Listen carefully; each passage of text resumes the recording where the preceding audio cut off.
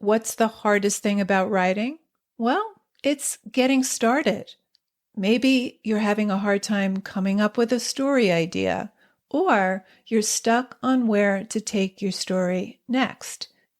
If you want a way into a story or a way through, I have 9 story starters to help you. This free PDF is full of story seeds and prompts to get you going.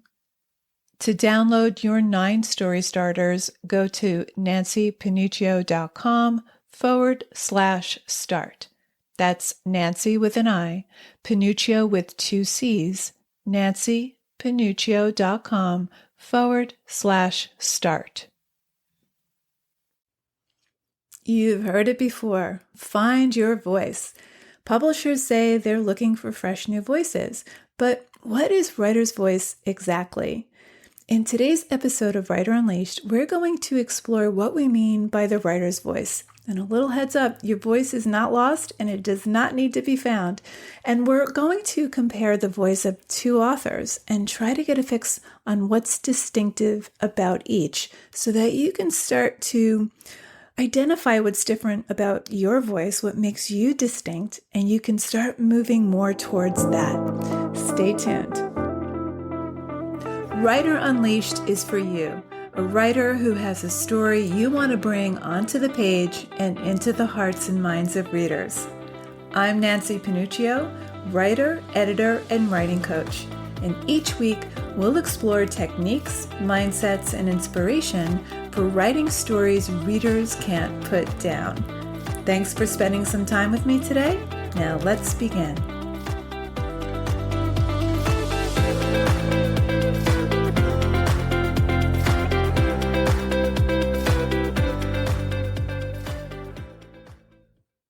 What is writer's voice? Voice is an all-encompassing term, but to be clear, we're not talking about the voice of a character right now. That's a different discussion. For now, let's talk about your voice, the author's voice, or the voice of the story itself. Voice is the alchemy of qualities and elements that makes your prose distinctly your own and different from anyone else's.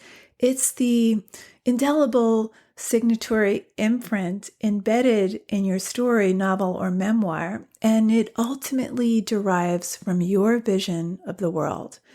Now, voice is an elusive, mysterious force that really defies definition, but the more we can articulate what distinguishes one author's voice from another, the more we can begin to move closer to accessing and releasing our own voice in our work. So let's take a look at a couple of authors and see if we can identify the range of qualities or elements that makes their work completely their own. Here are 2 passages, one excerpted from Meghan Daum's memoir, Life Would Be Perfect If I Lived in That House, and the second from Ernest Hemingway's story, The Short, Happy Life of Frances McComber.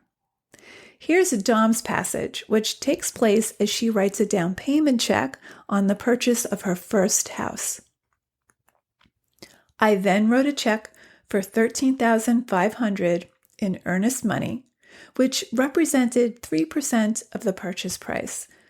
I realize that some readers, despite all the housing prices I've heretofore mentioned in these pages, might see such a figure and either A, shoot oatmeal through their noses, or B, lose all sympathy for a narrator, a single semi-unemployed one at that, who could or would pay such a sum.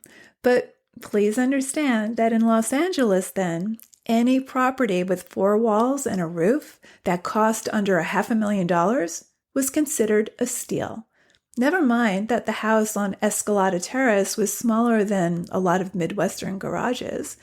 Never mind that the garage, about which Karina had only been able to say, "There's something weird going on," bore a close resemblance to the ruins of Pompeii. During this period in real estate history, house hunting was akin to a form of speed dating in which you have 3 minutes to decide whether or not you want to marry someone. And even though my house didn't necessarily make me swoon, it didn't make me gag either. So, like a girl who cares more about being married than about whom she's married to, I swallowed my pride and signed the first set of papers. Okay, so what makes Meghan Daum's voice distinct from any other writer? Well, first, she has a sense of humor. She's funny. She's self-deprecating in her humor. Her tone is conversational and it's intimate, and she tends to take a small topic, in this case, the search for her ideal house, and explore it, turning it over and over in relation to herself. There's a search for identity or self-knowledge at the heart of her writing. And in this, it's not just in this book, but it's in everything she writes. She can take a deceptively small subject, whether it's an obsession with real estate or an addiction to watching The Sopranos with her husband, and use it as a catalyst for self-examination. Now, her subject becomes not only a tool for self-discovery, but a larger commentary about society, about ourselves. Now, she's been accused of being overindulgent, rambling, even neurotic. And maybe she is, but she embraces her neuroses. She revels in it. She's not afraid to point fun at herself. And this is what makes her voice, at least to me, thoroughly engaging. I'll read anything she writes. And here's an excerpt from Hemingway's story, The Short, Happy Life of Francis Macomber. Francis Macomber had, half an hour before, been carried to his tent from the edge of the camp in triumph on the arms and shoulders of the cook, the personal boys, the skinner, and the porters. The gun bearers had taken no part in the demonstration. When the native boys put him down at the door of his tent, he had shaken all their hands, received their congratulations, and then gone into the tent and sat on the bed until his wife came in. She did not speak to him when she came in, and he left the tent at once to wash his face and hands in the portable wash basin outside, and to go over to the dining tent to sit in a comfortable canvas chair in the breeze and the shade. "You've got your lion," Robert Wilson said to him, "and a damn fine one, too." Mrs. Macomber looked at Wilson quickly. She was an extremely handsome and well-kept woman of the beauty and social position which had, 5 years before, commanded $5,000 as the price of endorsing, with photographs, a beauty product which she had never used. She had been married to Francis Macomber for 11 years. "He's a good lion, isn't he?" Macomber said.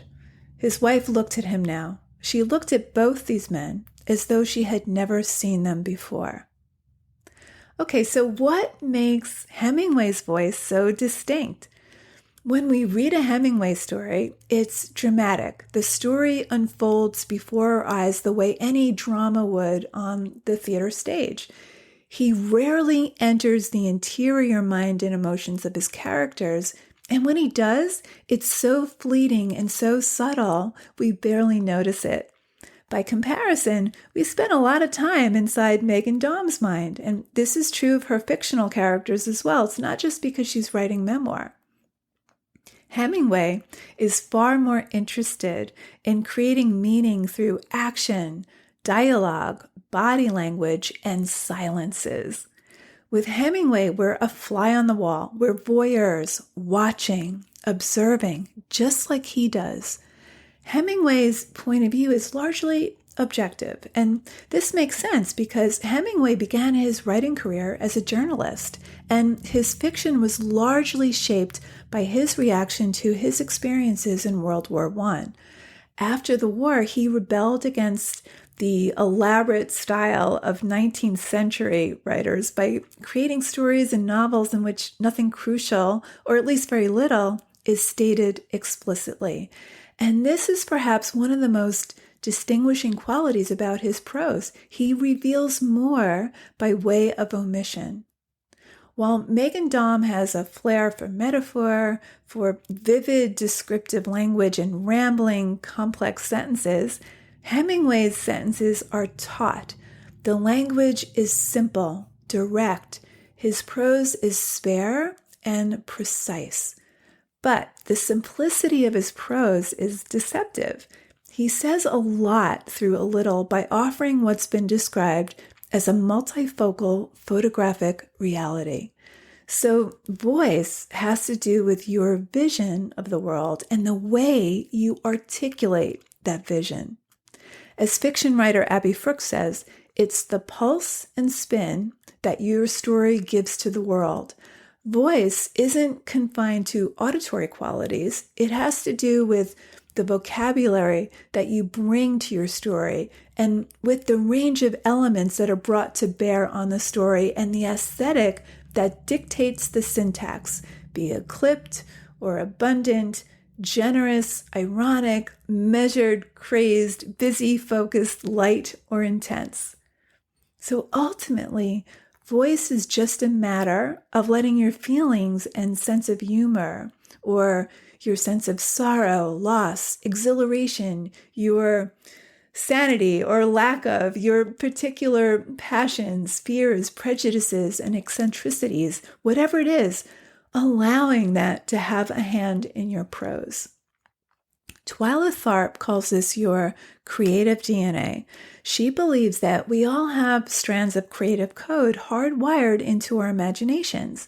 And these strands are as solidly imprinted in us as is the genetic code that determines our height and eye color, except they govern our creative impulses. She says those strands determine the forms we work in, and they determine the stories we tell and how we tell them. So your voice is within you as innately as any other genetic trait. It's inviolable.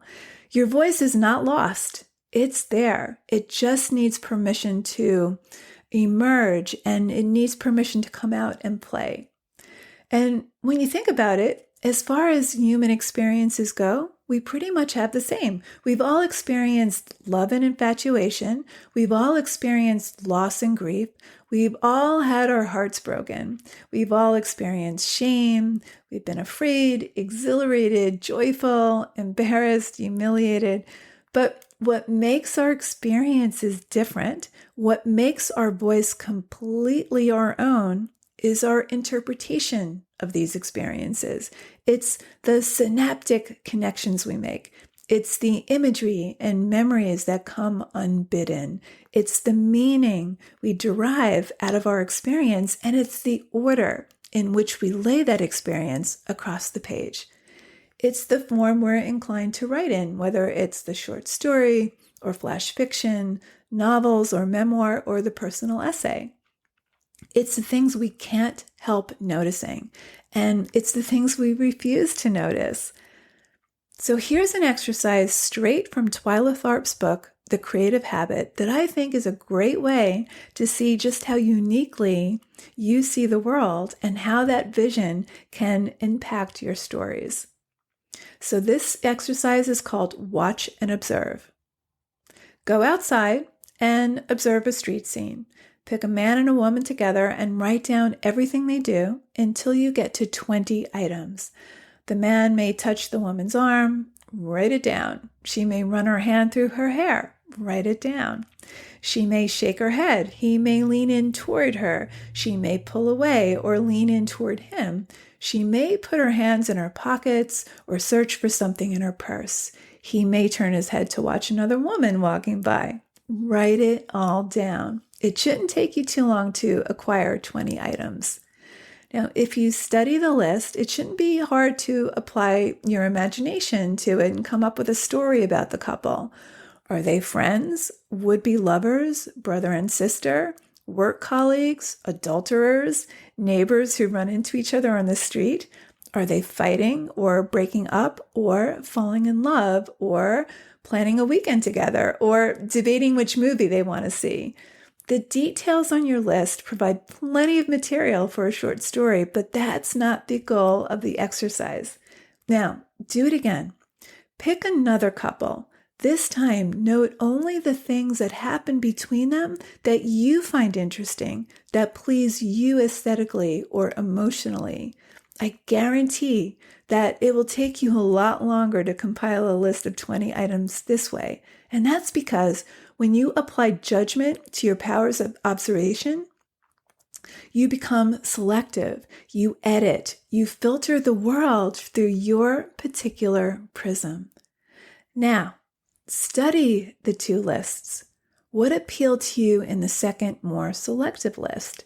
Was it the moments of friction between the couple or the moments of tenderness? Was it the physical gestures or their gazes away from each other? The varying distance between them? The way they shifted their feet or leaned up against a wall or took off their glasses or scratched their chins? Now, here's the thing. What caught your fancy is not as important as the difference between the two lists.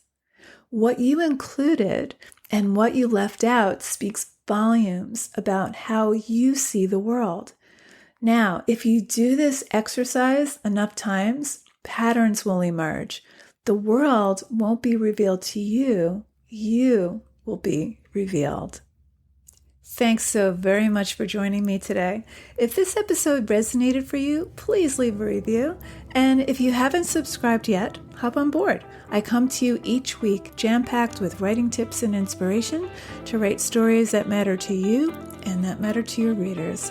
Keep writing, and I'll see you next week, same time, same place.